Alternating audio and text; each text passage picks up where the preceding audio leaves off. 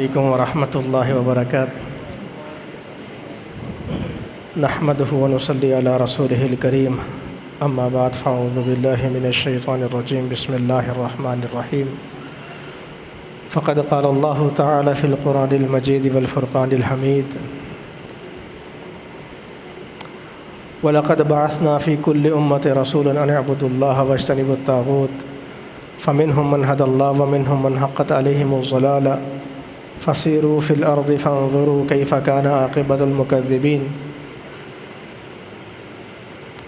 ہر قسم کی حمد و ثنا، بزرگی، بڑائی، کبریائی اللہ وحدہ لا شریک کے لیے ہیں، اور درود و سلام ہو افضل الملائک اکرم الخلائق ساقی کوثر شافی محشر احمد مجتبیٰ محمد مصطفیٰ صلی اللہ علیہ وآلہ وسلم کی ذات پر، کہ جس کے ذریعے سے اللہ رب العزت نے اہل کائنات کی ہدایت کا بندوبست فرمایا۔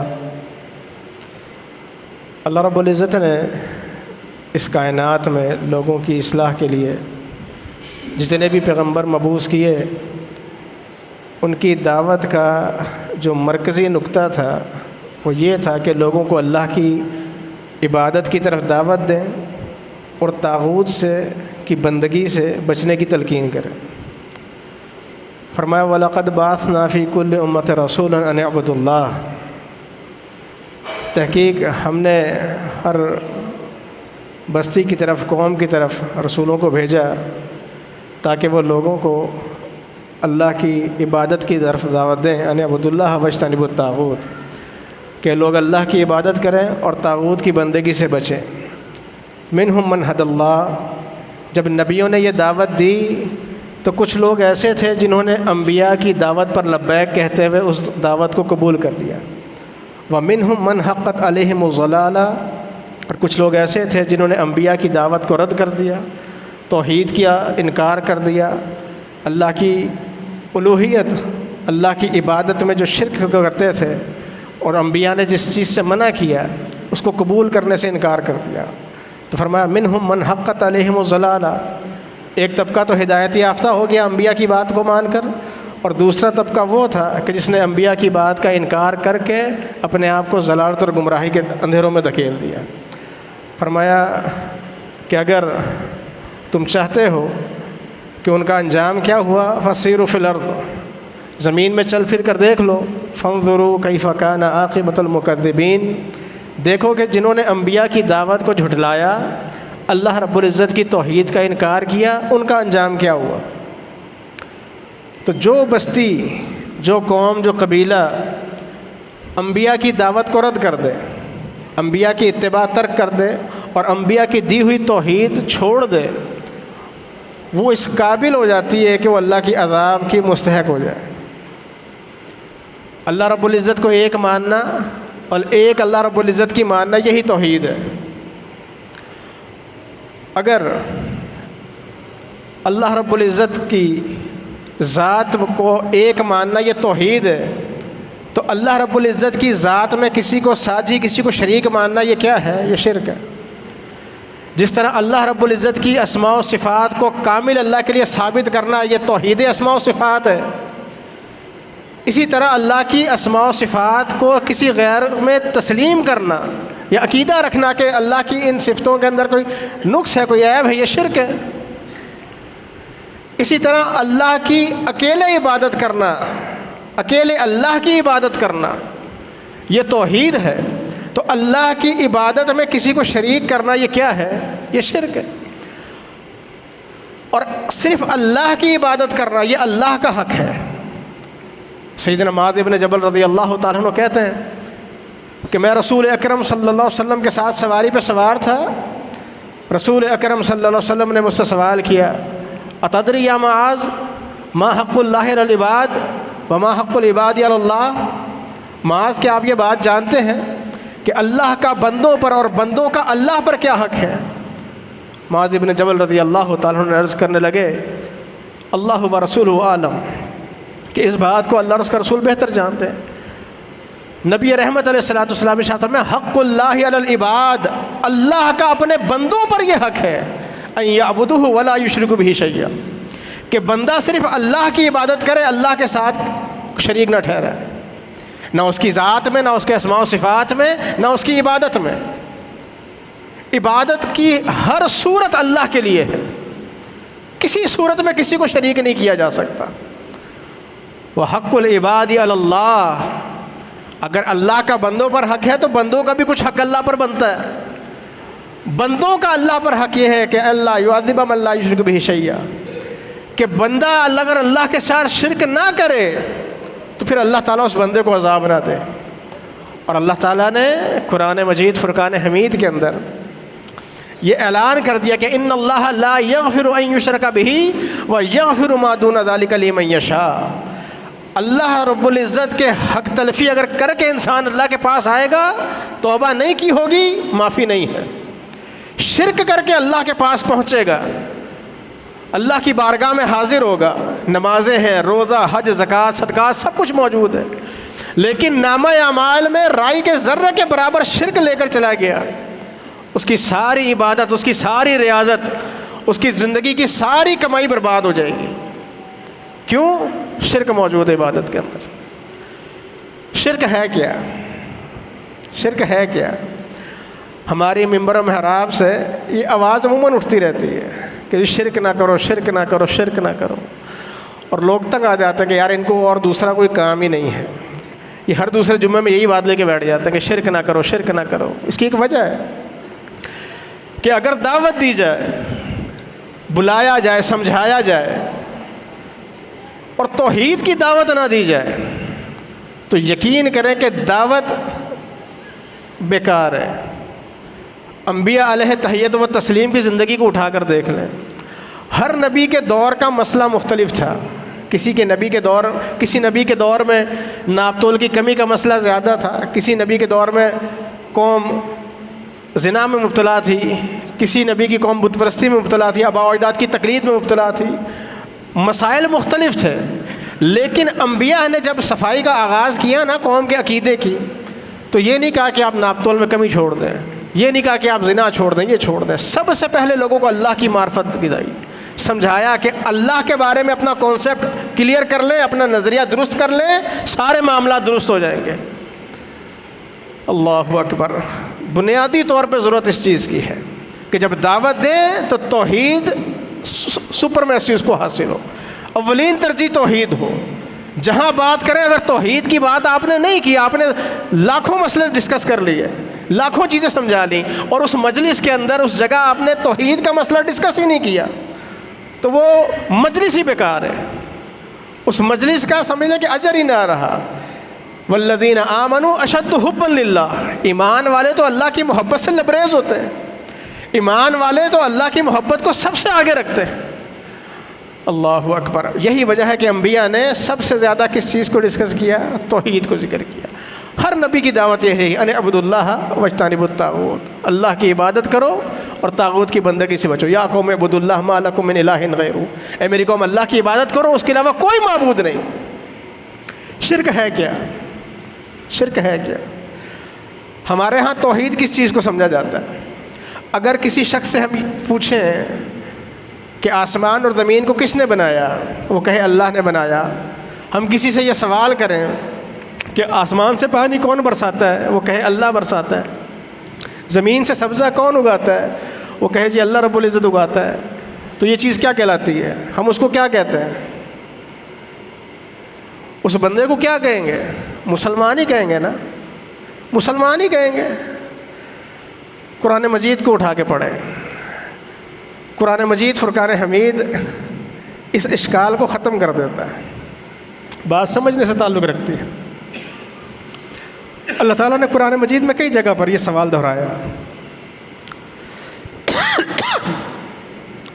قل، اے پیغمبر آپ ان سے پوچھیں، من یرزقکم من السماء والارض، تمہیں آسمانوں اور زمینوں سے رزق کون عطا کرتا ہے؟ آسمان سے جو بارش برستی ہے کون برساتا ہے؟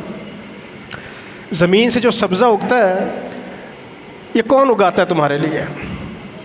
امن یملک السمع والابصار، یہ جو تمہاری سماعت ہے، جو تمہاری بصارت ہے، یہ تمہارے کان ہے، تمہاری جو آنکھیں ہیں، ان کا مالک کون ہے؟ ان سے آپ سوال کریں۔ من یخرج الحی من المیت ومن یخرج المیت من الحی، زندہ سے مردے کو اور مردہ سے زندے کو کون نکالتا ہے؟ آپ ان سے سوال کریں.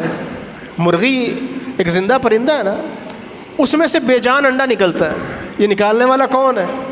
اللہ رب العزت کی ذات ہے. پھر اس بے جان انڈے سے ایک زندگی وجود میں آتی ہے, یہ کرنے والا کون ہے؟ اللہ رب العزت ہے.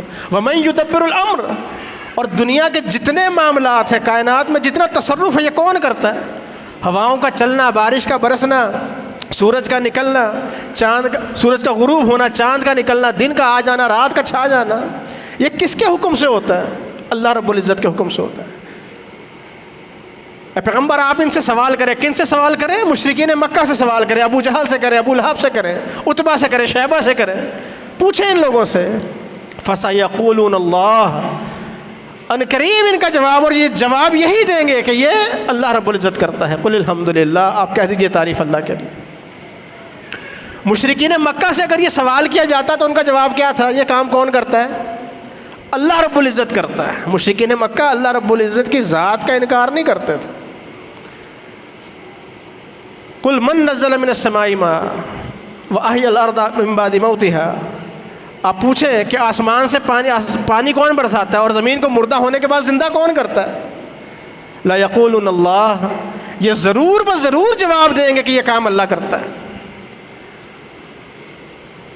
آپ ان سے سوال کریں. من خلق السماوات والارض وسخر الشمس والقمر, آپ ان سے پوچھیں آسمان اور زمین کو کس نے بنایا ہے, سورج اور چاند کو کس نے مسخر کیا ہے؟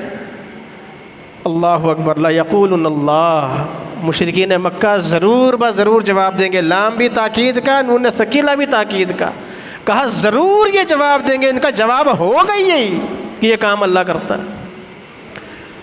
اگر وہ یہ عقیدہ رکھنے کے باوجود مشرک تھے, سرٹیفائیڈ جہنمی تھے, تو پھر اگر میں اور آپ یہ عقیدہ رکھ کے سمجھے کہ میں اور آپ مسلمان ہیں یا ہماری توحید درست ہے, تو پھر ہمیں اللہ رب العزت کے بارے میں اپنا نظریہ درست کرنے کی ضرورت ہے. ان کے عقیدے کی خرابی کیا تھی؟ دیکھیں, اللہ رب العزت کائنات کا خالق ہے, اللہ رب العزت کائنات کا مالک ہے, اس کا انکار تو فرعون نے بھی نہیں کیا تھا. فقال انا ربکم الاعلی, جس نے اپنے آپ کو رب اعلیٰ کہا, اس نے بھی کبھی اس بات کا دعویٰ نہیں کیا کہ کائنات کا خالق اور مالک میں ہوں. نہیں, اس نے بھی نہیں کیا. نمرود جو اپنے آپ کو خدا کہتا تھا, اس نے بھی اس بات کا دعویٰ نہیں کیا کہ میں آسمان اور زمین کا بنانے والا ہوں. ابراہیم علیہ السلام کے سامنے جب ایک قیدی کو آزاد کر کے ایک کو قتل کروا کے وہ سمجھا کہ میرا خدائی کا دعویٰ درست ہے, تو ابراہیم علیہ السلام نے ایک ہی بات کہی نا, مجھے ایک بات بتاؤ کہ ان اللہ یأتی بالشمس من المشرق فأتی بہا من المغرب, اللہ تعالیٰ سورج کو مشرق سے نکال کے مغرب میں غروب کر دیتا ہے. آپ خدائی دعویٰ کر رہے ہو, آپ ایک کام کرو, مغرب سے نکال دو, جھگڑا ختم ہو جاتا ہے. فبہت الذی کفر, ورتہ حیرت میں پڑ گیا بندہ, ششدر رہ گیا کہ یہ تو کام میرے اختیار میں نہیں. تو صرف یہ کہنا کہ اللہ رب العزت ایک ہے, کائنات کا خالق مالک اللہ رب العزت ہے, یہ توحید ربوبیت ہے. یہ مشرکین مکہ بھی مانتے تھے. ان میں خرابی کیا تھی؟ ان کے اندر خرابی یہ تھی, ان کے عقیدے کے اندر وہ کہتے تھے کہ ما نعبدہم الا لیقربونا الی اللہ زلفا, یہ جو ہم نے بت بنائے ہوئے ہیں نا 360, جو ہم نے بیت اللہ کے اندر نصب کیے ہوئے ہیں, جو جگہ جگہ رکھے ہوئے ہیں, ہم ان کی عبادت اس لیے کرتے ہیں کہ یہ اللہ کے زیادہ قریبی ہیں. اللہ ہماری سنتا نہیں اور ان کی رد نہیں کرتا. چڑھاوا چڑھانا ہے, نظر و نیاز دینی ہے, کوئی بھی کام کرنا ہے, سجدہ کرنا ہے, طواف کرنا ہے, نظر ماننی ہے, تو وہ اللہ رب العزت کے نام کی نہیں مانا کرتے تھے. اللہ اکبر. کس کے نام کی مانا کرتے تھے؟ ان نیک بزرگوں کے نام کی مانا کرتے تھے جن کے انہوں نے بت بنا کے رکھے ہوئے تھے. ما نعبدہم الا لیقربونا الی اللہ زلفا, وہ کہتے تھے کہ یہ ہمیں اللہ کے زیادہ قریب کر دیتے ہیں, یہ اللہ کے زیادہ قریبی ہیں, ان کا مقام اللہ کے ہاں بڑا زیادہ ہے. وہ سمجھتے تھے کہ ہماری دعائیں اللہ سنتا نہیں اور ان کی رد نہیں کرتا. اور ایک بات یاد رکھیں, اللہ رب العزت نے قرآن مجید فرقان حمید کے اندر یہ اعلان کیا ہے ہر فرما بردار کے لیے, ہر عاصی, ہر نافرمان کے لیے, ہر مسلمان کے لیے, ہر کافر کے لیے, ہر انسان کے لیے, ہر جن کے لیے, ہر مرد کے لیے, ہر عورت کے لیے. کیا؟ وقال ربکم ادعونی استجب لکم, اللہ نے کہا کہ مجھے پکارو، میں تمہاری پکار سنتا ہوں، میں تمہاری دعا کو قبول کرتا ہوں۔ اگر انسان یہ عقیدہ رکھے کہ اللہ رب العزت میری پکار نہیں سنتا، یہ اللہ کے بارے میں سوء ظن ہے، اور یہی سوء ظن مشرکین مکہ کے اندر پایا جاتا تھا۔ وہ یہ سمجھتے تھے کہ یہ واسطے، یہ وسیلے، یہ بزرگوں کی توسط سے کی جانے والی دعائیں یہ اللہ کے قریب کر دیتی ہیں ہمیں، اور اللہ نے ان کے اس طریقے کو ان بتوں کی عبادت قرار دیا۔ ما نعبدہم الا لیقربونا الی اللہ زلفی، کہا یہ جن کا جو طریقہ ہے یہ ان بتوں کی عبادت ہے، اس کو عبادت قرار دیا۔ اور اللہ تعالیٰ کس کس انداز میں بندوں کی دعا سنتا ہے انسان سوچ نہیں سکتا۔ ایک دو چھوٹی سی مثالیں دیتا ہوں۔ یونس علیہ السلام کو دیکھیں، قوم سے یہ کہہ دیا کہ عذاب آئے گا، خود بستی سے نکل گئے، کشتی میں سوار ہوئے، کشتی سمندر کے بیچ میں پہنچی، وہیں دھار میں پھنسی، طوفان میں گر گئی، قرآن اندازی ہوئی 2-3 دفعہ، پھر یونس علیہ السلام کو کیا کیا گیا؟ سمندر میں پھینک دیا گیا۔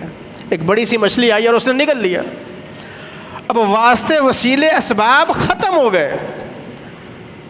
میں اور آپ اگر کسی بلڈنگ میں جائیں اور اس میں لفٹ لگی ہوئی ہو تو گراؤنڈ فلور میں جا کے فرسٹ فلور والے کو آواز دیں، آواز نہیں جائے گی، وہ نہیں سن سکتا۔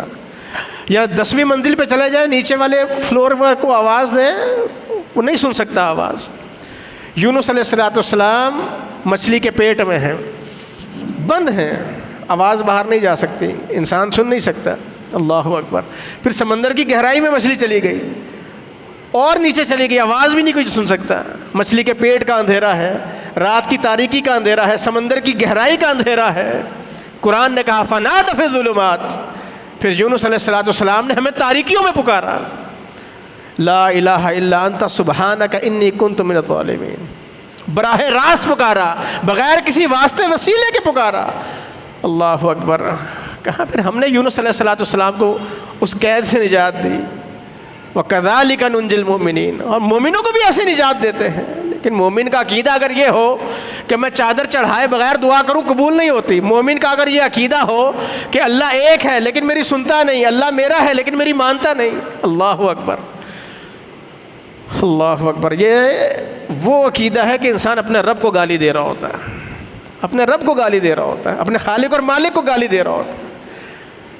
اگر ایک انسان اپنے محسن کے بارے میں یہ سوچے کہ وہ اس پر احسان نہیں کرے گا تو اس کے محسن کو اس کے بارے میں کتنا افسوس ہوگا کہ یار آپ میرے بارے میں ایسا سوچتے ہو۔ ایک انسان کی کسی کے ساتھ دوستی ہو، کسی کے ساتھ تعلق ہو، اور وہ سوچے کہ اگر میں اس سے یہ بات کہوں یہ نہیں مانے گا، اور پھر اس کے دل کی یہ بات اس کے دوست پر ظاہر ہو جائے تو وہ کتنا ناراض ہوتا ہے کہ آپ نے میرے بارے میں یہ سوچا۔ اور جو انسان اللہ کے بارے میں یہ سوچے کہ اللہ میری سنتا نہیں، اللہ اس پر کتنا ناراض ہوتا ہوگا۔ اللہ رب العزت تو انسانوں کی دعائیں سنتا ہے۔ صحیح بخاری کے اندر ایک واقعہ موجود ہے، امی عائشہ رضی اللہ تعالیٰ عنہ کے پاس ایک عورت تھی، اور وہ اکثر ایک شعر پڑھا کرتی تھی کہ یوم الوشاہ من اعاجب ربنا من بلدۃ الکفر انجانی، اللہ اکبر، کہ یوم الوشاہ جو کمر بند یا ہار کا دن تھا، بڑا عجیب دن تھا، اللہ کے عجائبات میں سے ایک دن تھا کہ جس دن اللہ تعالیٰ نے مجھے کفر سے نجات دے دی، کفر کے شہر سے نجات دے دی۔ امی عائشہ نے اس سے پوچھا کہ تم یہ شعر پڑھتی ہو، اس کا مطلب کیا ہے، اس کا مقصد کیا ہے؟ تو اس نے بتایا کہ میں عرب کے ایک قبیلے کے ہاں کیا تھی، غلام تھی، انہوں نے مجھے آزاد کر دیا، میں ان کے ہاں رہنے لگ گئی۔ اللہ اکبر، ان کے ہاں رہنے لگ گئی۔ ان کی کوئی دلہن تھی، اس نے غسل کے ارادے سے جب گئی تو اپنا جو جسم پر لباس موجود تھا اس کو اتارا، اس میں ایک ہار بھی موجود تھا جو سرخ کلر کا تھا، اس کو اتار کے رکھ دیا۔ چیل آئی اور اس کو اٹھا کر لے گئی۔ اب لوگوں نے اس پر الزام لگا دیا کہ وہ تم نے چوری کیا ہے۔ وہ دہائیاں دیتی رہی، سمجھاتی رہی کہ میں نے چوری نہیں کیا، میں نے ایسا نہیں کیا، وہ چھوڑ دو۔ کسی نے تسلیم نہیں کیا، اس کو بے لباس کیا گیا، اس کی تلاشی لی گئی۔ اس تکلیف کے عالم میں اس عورت نے آسمان کی طرف دیکھا۔ اب زبان حال سے اس نے کس شدت کے ساتھ اللہ کو پکارا ہوگا، کیا دعا کی ہوگی کہ وہ پرندہ جو اپنی مرضی کا مالک کہیں بھی اڑ کے چلا جاتا، کہیں بھی اس ہار کو پھینک دیتا، اس پرندے نے اس ہار کو لا کے انہی لوگوں کے درمیان پھینک دیا۔ اس عورت کی بے گناہی ثابت ہو گئی، اس عورت نے اس قوم کو چھوڑ دیا، پھر ان کے درمیان نہیں رہی، پھر ادھر آ گئی رسول اکرم صلی اللہ علیہ وسلم کے پاس، اسلام قبول کر لیا، مسجد میں اس کے لیے خیمہ لگا دیا گیا۔ کہ ایک بے آسرا عورت کہ قوم میں جس کی بے گناہی تسلیم کرنے کے لیے کوئی تیار نہیں، وہ مسلمان نہیں، وہ آسمان کی طرف آنکھیں اٹھائے تو اللہ رب العزت اس کی دعا قبول کر لے۔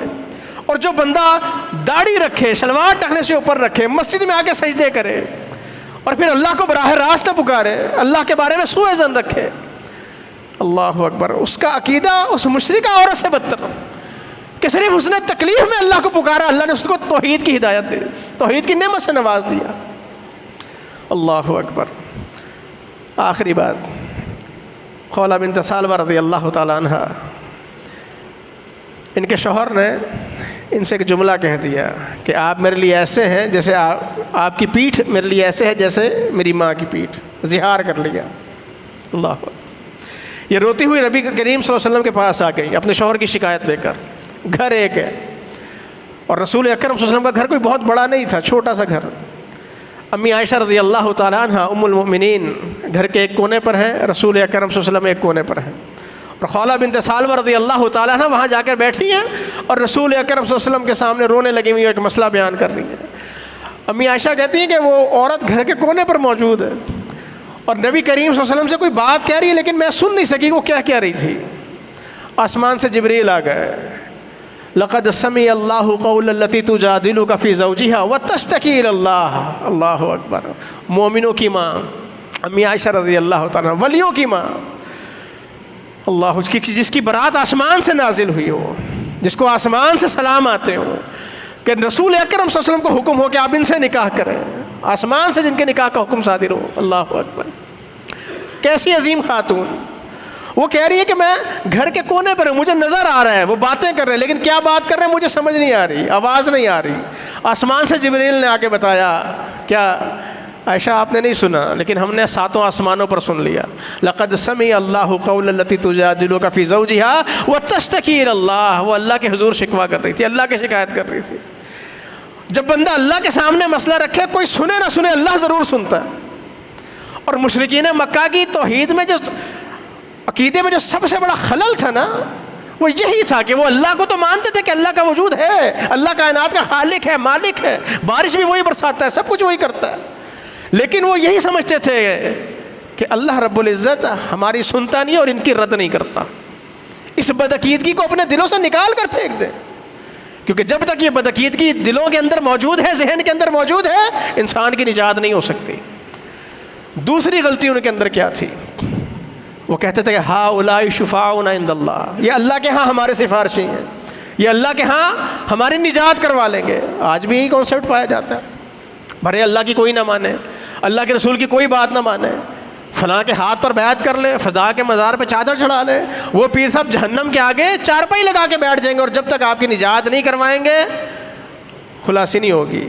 ایسا نہیں ہو سکتا۔ من ذا الذی یشفع عندہ الا باذنہ، اللہ کے حضور کون سفارش کرے گا مگر اللہ کے اذن سے۔ سفارش کرنے والا اللہ کے اذن سے سفارش کرے گا اور ان کے بارے میں ہی سفارش کر سکتا ہے جس کے بارے میں اللہ نے اجازت دی ہو۔ سفارش ہر کسی کی نہیں ہوگی، اور سفارش اسی کی ہوگی جس کے عقیدے کے اندر توحید موجود ہوگی۔ کسی مشرک کی سفارش نہیں ہوگی۔ نبی کسی مشرک کی سفارش نہیں کر سکتا، نہ ولی کسی مشرک کی سفارش کر سکتا ہے، نہ صدیق، نہ شہید، نہ حافظ، کوئی بھی نہیں کر سکتا۔ اس لیے اللہ رب العزت کے متعلق اپنے عقیدے کو درست کرنے کی ضرورت ہے، اللہ رب العزت کی معرفت حاصل کرنے کی ضرورت ہے۔ قرآن مجید کو ترجمے سے پڑھیں، اللہ تعالیٰ نے جو توحید بیان کی ہے قرآن مجید کے اندر اس کو سمجھے، اور جس شرک کو بیان کیا اس شرک کو سمجھے، اور دیکھیں ٹٹولیں کہ کہیں شرک کی وہ قسم میرے اور آپ کے عقیدے کے اندر تو موجود نہیں ہے۔ اس کی بہت زیادہ ضرورت ہے۔ اللہ تعالیٰ سے دعا ہے اللہ تعالیٰ عمل کرنے کی توفیق عطا فرمائے۔ وما علینا الا البلاغ۔